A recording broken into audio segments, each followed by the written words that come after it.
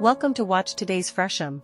Located on a leafy street in the Gascoigne estate, Malvern House blends into the Federation-era single-dwelling architecture that dominates the locale.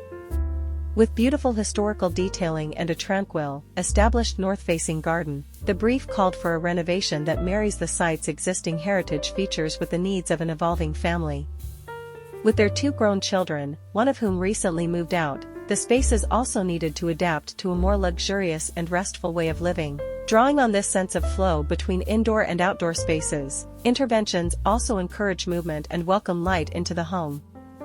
The garden-facing living zones are designed to be experienced as a series of self-contained yet interconnecting areas, with joinery used to provide definition.